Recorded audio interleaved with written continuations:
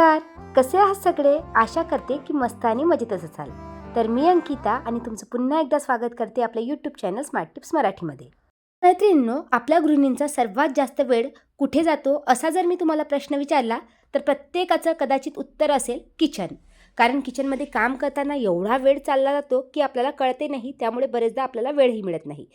पण जर का किचनमध्ये काम करताना आपण काही किचन टिप्स वापरल्या, किचन ऑर्गनायझेशनसाठी एक रुटीन सेट केलं तर नक्कीच आपल्या स्वतःला वेळ मिळू शकतो. तर आजच्या व्हिडिओमध्ये मी तुमच्यासोबत थोडंफार माझं रुटीन, त्याचबरोबर काही किचन ऑर्गनायझेशन आणि किचन टिप्स शेअर करणार आहे. तर मैत्रिणींनो, त्यामुळे व्हिडिओ शेवटपर्यंत नक्की बघा आणि नेहमीप्रमाणे तुम्हाला जर हा व्हिडिओ आवडला, व्हिडिओला लाईक करा आणि हा व्हिडिओ कसा वाटला हे मात्र कमेंट करायला विसरू नका. चला तर मग कुठलीही वेळ न घालवता व्हिडिओला सुरुवात करूया. मैत्रिणींनो, आपल्यापैकी प्रत्येकालाच वाटत असतं की आपलं किचन नेहमी क्लीन अँड ऑर्गनाईज असावं. आजकाल ना त्यासाठी मार्केटमध्ये छान छान ऑर्गनायझरही मिळतात. पण मला देखील भरपूरसे ऑर्गनायझर आपल्या किचनसाठी विकत घ्यायचे होते. बरेचसे ऑर्गनायझर मी तुमच्यासोबत शेअरही केले आहे, कारण एका वेळेस सगळे ऑर्गनायझर विकत घेणे हे पॉसिबल होत नाही.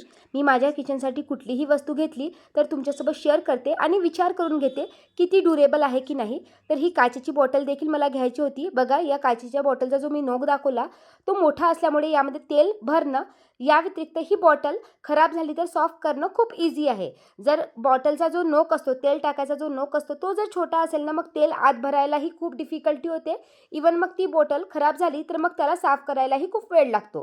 ही बॉटल मला खूप युजफुल वाटली. इवन याला एक झाकण दिलेलं आहे आणि ते झाकण पूर्णपणे पॅक असल्यामुळे त्यामध्ये कचरा पडण्याचाही चान्स नाही. इवन पकडायला हँडल दिलेला असल्यामुळे तेल कढईमध्ये किंवा गंजामध्ये टाकताना जास्त वेळ लागत नाही आणि बॉटल देखील खराब होत नाही. जर तुम्हाला ही बॉटल मागवायची असेल तर मी डिस्क्रिप्शन बॉक्समध्ये लिंक देते, नाहीतर व्ह्यू प्रोडक्टमध्ये प्रोडक्ट टॅग केला आहे, त्यावर क्लिक करून देखील तुम्ही बघू शकता की हे प्रोडक्ट कसं आहे. आणि तुम्ही बघा, आता जस्ट या काचेच्या बॉटल ठेवल्या. मी माझ्या सासूबाईंच्या हातची 30-40 वर्ष जुनी कॅन वापरत होते आणि त्या कॅनचा वरचा ना नोकही तुटलेला होता आणि मी बघितलं की स्टीलच्या कॅन खूप लवकर तेलाने ऑइली होतात आणि मग साफ करायलाही वेळ लागतं. फक्त मी या काचेच्या बॉटल त्या कॉर्नरला ठेवल्या आणि त्या कॉर्नरचा लुक बघा आता किती छान झालेला आहे.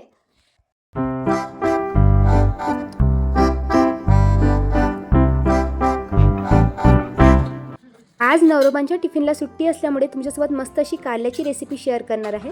बरेच जणांना कारले खायला आवडत नाही, आमच्या घरी देखील आवडत नाही. मीच अशी व्यक्ती आहे की सगळ्या भाज्या खाते आणि मला लग्नाच्या आधीही खूप वेगवेगळ्या रेसिपी ट्राय करायची सवय होती. पण आज विचार केला की काहीतरी वेगळ्या पद्धतीने बनवावं. तर फक्त माझ्या सासऱ्यांसाठी आणि माझ्यासाठीच ही मी भाजी बनवती आहे, त्यामुळे तुम्हाला क्वांटिटी कमी दिसत असेल आणि थोडंसं वेगळ्या पद्धतीने मी ट्राय केलं आहे. कारले मी पहिले स्वच्छ धुवून घेतले, 2 भागात कट करून त्यातला आतला जो काही गर असतो ना तो काढून घेतला. तसंही मी नॉर्मल कारल्याची भाजी जरी बनवली ना तर त्यातल्या मी बिया टाकत नाही, कारण आमच्याकडे बिया आवडत नाही.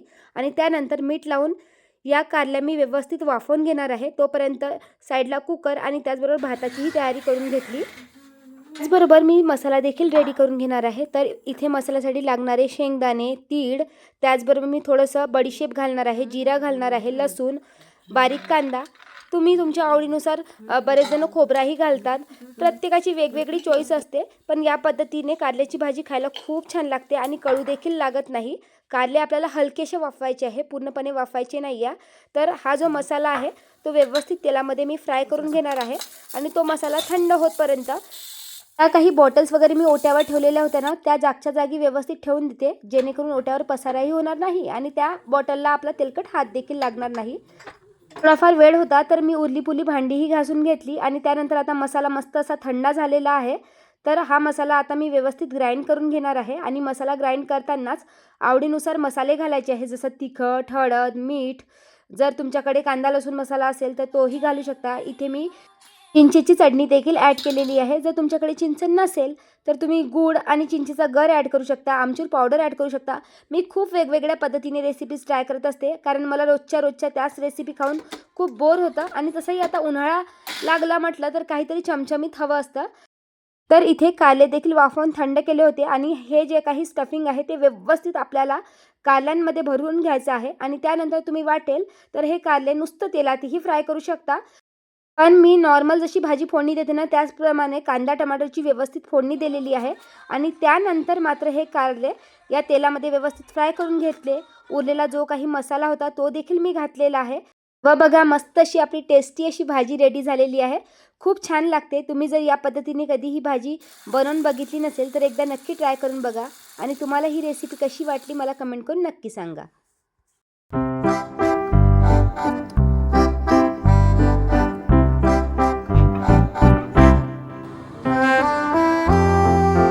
आज दुपारी वेळ होता तर विचार केला की थोडंफार किचन ऑर्गनायझेशन करावं. भरपूरशा किचनमध्ये मी काचेच्या वस्तू घेतलेल्या आहे आणि त्यासाठी मी एक किचन ऑर्गनायझेशन हॅक वापरते, जो जुन्या व्हिडिओमध्येही मी तुमच्यासोबत शेअर केला होता.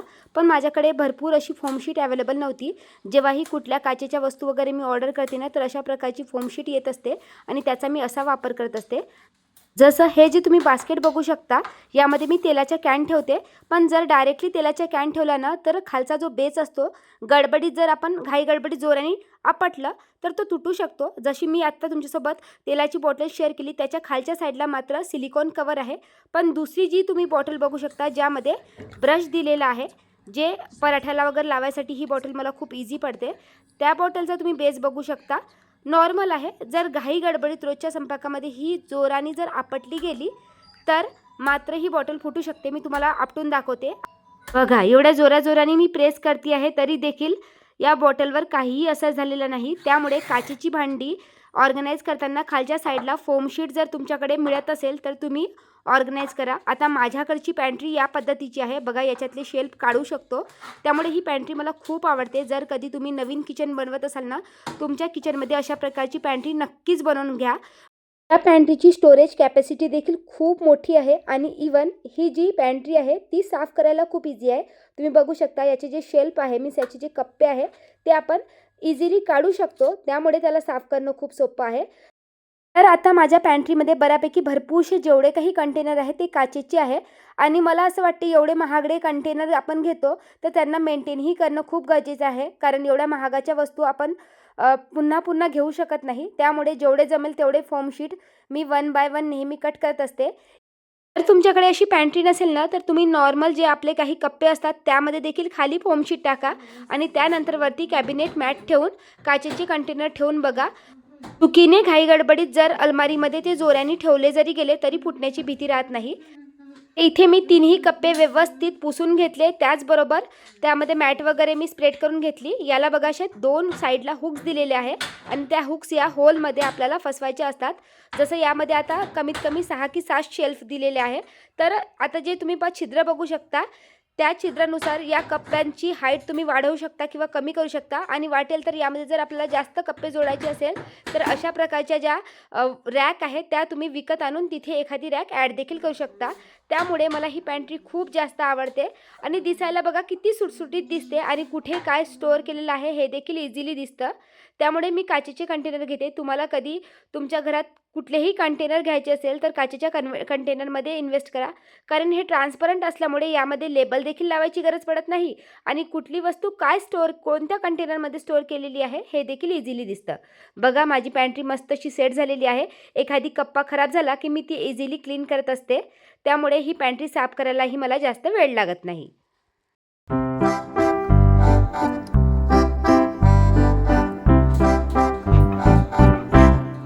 रोज मला घरातल्या भरपूरशा वस्तू क्लीन करायच्या असतात.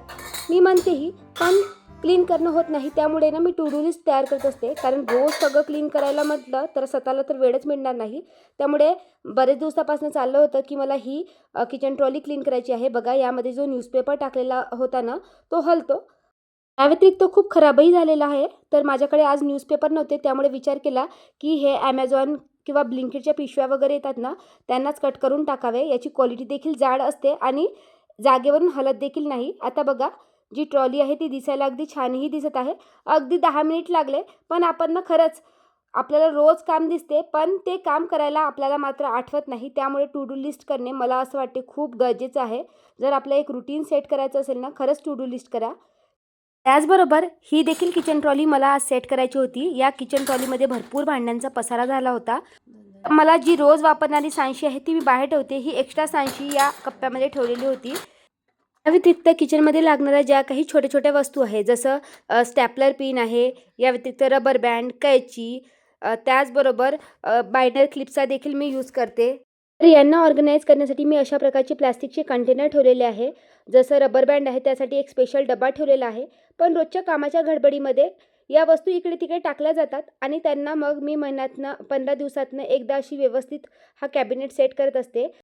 तर जेवढ्या काही बिनकामाच्या वस्तू होत्या ज्यांची मला रोज गरज पडत नाही ती मी अशा प्रकारच्या एका कंटेनरमध्ये टाकून ठेवलेली आहे. रबर बँड देखील व्यवस्थित अशा छोट्याशा प्लॅस्टिकच्या कंटेनरमध्ये सेट करून घेतले. तर बघा असा बऱ्यापैकी पसारा जर आपण अधामधात आवरत गेलं ना तर आपलं किचन नेहमी क्लीन राहतं.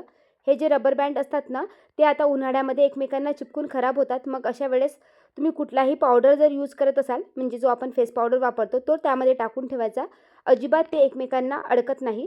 त्याचबरोबर हे जे चमचे आहे बघा एवढे सारे चमचे ठेवलेले आहे. या व्यतिरिक्त जे काही एक्स्ट्रा चमचे असतात ना ते मी वेगळ्या एका डब्यामध्ये काढून ठेवले जेणेकरून भांड्यांचा जास्त पसारा निघणार नाही.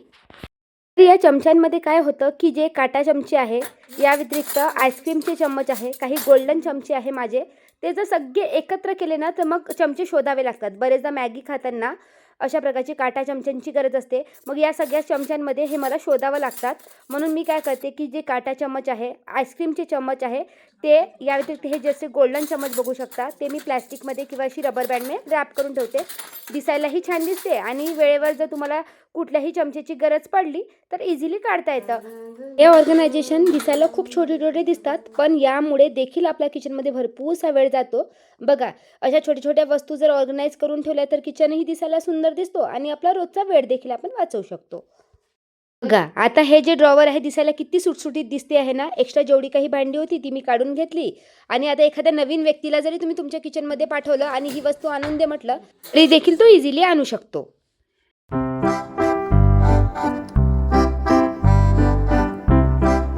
प्रत्येक किचनमध्ये उपयोगी येणारी मस्त अशी एक वस्तू मी तुमच्यासोबत शेअर करणार आहे. तर इथे मी एक टॉवेलचा मोठा पीस घेतलेला आहे. तो एकमेकावर ठेवून व्यवस्थित स्टिच करून घेतला आणि त्यानंतर आपले 2 हात जातील त्यानुसार याचा आजूबाजूचा एरिया एकमेकावर फोल्ड करून आपल्याला स्टिच करून घ्यायचा आहे. माझ्या बोलण्यापेक्षा तुम्ही व्हिडिओमध्ये चांगल्या प्रकारे समजू शकता. जसं मी हात आतमध्ये शिरवला आणि आजूबाजूचा एरिया आपल्याला स्टिच करून घ्यायचा आहे आणि त्यानंतर मग त्याला सरळ करून घ्यायचं आहे. बघा बनवायला खूपच सोपं आहे. अगदी 10 मिनिटात हा एक ऑर्गनायझर बनतो. बघा शिवल्यानंतर आता याला मी सरळ करून घेणार आणि मस्त असा आपला एक टूल रेडी झालेला आहे जो किचनमध्ये रेग्युलर काम करताना यूज होतो. तर मी याचा उपयोग कुठे करायचा तुम्हाला सांगते. बरेचदा आपल्या किचनमध्ये अशी मोठमोठी भांडी असतात. बघा ही माझ्याकडे लोखंडाची एक मोठी कढई आहे. अशी जी भांडी असतात ती आपण डायरेक्टली सांशीने उचलू शकत नाही आणि ही लोखंडाची असल्यामुळे खूप जास्त गरम झालेली असते.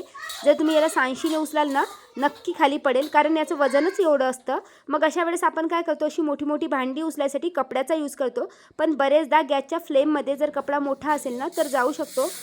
पण बघा हे छोटंसं ऑर्गनायझर किती युजफुल आहे ना. अगदी आपली दोन्ही हाते त्यात फसवायची आहे आणि त्यानंतर तुम्ही कितीही मोठं भांडं जरी असेल ना तरी हाताने पकडू शकता. तुम्ही वाटेल तर याची लेंथ मोठीही करू शकता. तर आज मला धने पावडर बनवायचं होतं त्याचबरोबर मखानेही भाजायचे होते. तर एकाच कढईमध्ये करायचं म्हटलं तर मग कढई रिकामी करावी लागते. अशा वेळेस मग आपण ती कढई थंड होण्याची वाट बघू शकत नाही. तर हे ऑर्गनायझर मला खूप उपयोगी येतं. तुम्हाला जर वाटेल तर तुम्ही मार्केटमधूनही विकत घेऊ शकता. पण अगदी मला असं वाटते की बनवायला सोपं असेल तर जर तुमच्याकडे स्टिचिंग मशीन असेल तर तुम्ही इझिली बनवू शकता. तर साईडला माझा भात देखील होतो आहे आणि मखाने देखील मी व्यवस्थित भाजून घेतले. आणि एक छोटीशी किचन टिप मी तुमच्यासोबत शेअर करते. बरेचदा सकाळचा भात उरलेला असतो ना तो मी वरच्या भागाला गरम भातावर असं पसरवून घेते. सगळ्यांच्या पोटात जातो नाहीतर मग एकट्याला खावा लागतो नाहीतर मग वाया जातो. तुमच्याही घरी रोज भात उरत असेल ना तर नक्की ही टिप ट्राय करून बघा. आणि जर कुकरमध्ये तुम्ही भात शिजवत असाल तर वरच्या साईडला त्या गंजाच्या वरती गंज ठेवू शकता. माझी मावशी ही टिप करायची त्यामुळे मला ही टिप माहिती झाली. तर बघा मखाने देखील मस्त असे भाजून घेतले. तर मी काय करते मखाने भाजताना पहिले ते व्यवस्थित भाजून घेते मीडियम फ्लेमवर आणि त्यानंतर त्यामध्ये तूप टाकत असते. कारण मग पहिले जर तूप किंवा मीठ टाकलं ना तर ते जळून जातं आणि मखाण्याला व्यवस्थित चिकटत नाही. मी जर ही पद्धत कधी ट्राय केली नसेल तर नक्की करून बघा.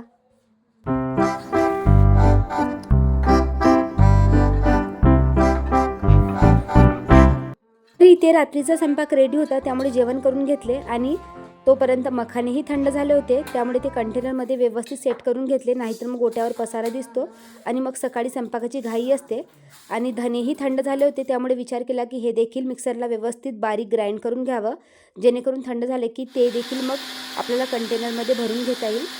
तर मैत्रिणींनो, या होत्या अगदी छोट्या छोट्या टिप्स ज्या आपल्याला किचनमध्ये काम करताना रोज उपयोगी पडत असतात. या छोट्या छोट्या टिप्स माहिती असल्या की आपलं रोजचं काम अगदी सोपं होतं आणि आपला वेळ देखील वाचतो. तर आय होप तुम्हाला आजचा व्हिडिओ देखील युजफुल वाटला असेल. नेहमीप्रमाणे व्हिडिओ आवडला असेल तर व्हिडिओला लाईक करा, टाईप करा, जेणेकरून तो जास्तीत जास्त लोकांपर्यंत पोहोचला जाईल. त्याचप्रमाणे तुम्हाला हा व्हिडिओ कसा वाटला हे मला कमेंट करून नक्की सांगा. मला काही वेगळ्या टिप्स माहिती असेल तर ते देखील मला कमेंट करून नक्की सांगा. मी माझ्या नेक्स्ट व्हिडिओमध्ये नक्कीच शेअर करणार. या व्यतिरिक्त तुम्ही जर माझ्या चॅनलवरही नवीन असाल तर चॅनलला देखील सबस्क्राईब करा. भेटूया नेक्स्ट व्हिडिओमध्ये. तोपर्यंत बाय बाय.